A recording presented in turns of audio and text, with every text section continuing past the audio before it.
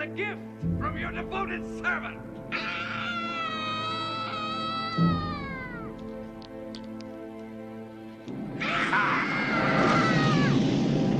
Children of Derry are paying for the sins of their fathers. Too many times people have fallen into the trap of believing that past events don't affect future events. Many times we look at old religious relics of the past and say, how could they have done that to their children? How could the Mayans offer sacrifices the way they did? How can in the past people offer up their children to God like beings such as Moloch, Baal, Chemosh, Tlaloc, and Huitzilopochtli? Parents did this to their children in real life.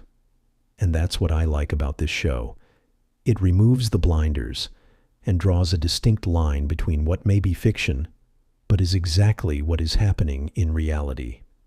You may say, Mr. Smiles, how can that be? Well, as a CEO, I can say for certain.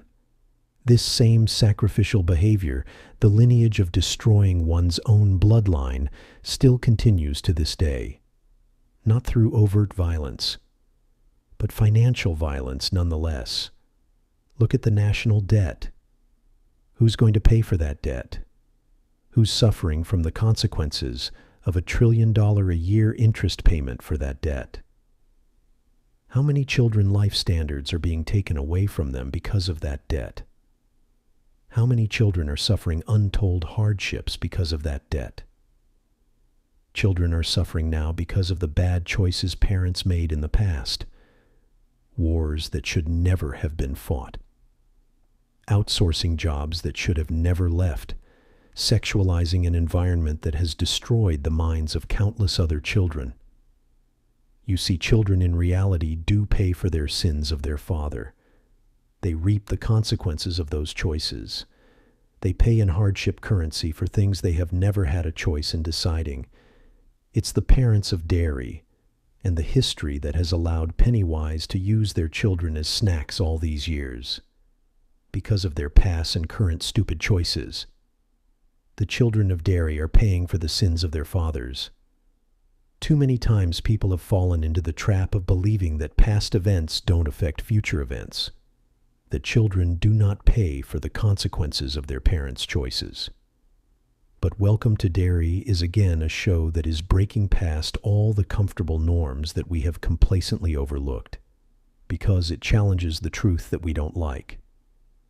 For example, the racial undertones of Welcome to Derry is a great example of that. Another one is the fictitious notion of small-town values that hides the callous foundation of that town, of their children going missing with little to no real emotional outrage. This show is really a masterpiece of both visually emphasizing the dangers of this town, but also psychologically uncovering the twisted, hypocritical standards of what the town is trying to portray on the surface. Keep this in mind. No one's forcing anybody to stay within that town. No one's confiscating the kindness within their hearts, leaving only apathy as the byproduct. These are choices of their own making. Pennywise may amplify their internal darkness, but it was already within them. They created an environment that is highly conducive for Pennywise to hunt. And most of all, they are like a herd of humans who are willing to offer up their children with little to no remorse, so that all that is left is for their children to flip the bill, to pay for their parents' choices in blood, and whenever the children speak up about the pain they are facing, the parents quickly turn a deaf ear to their plights. To me, this is why Welcome to Derry is truly a masterpiece.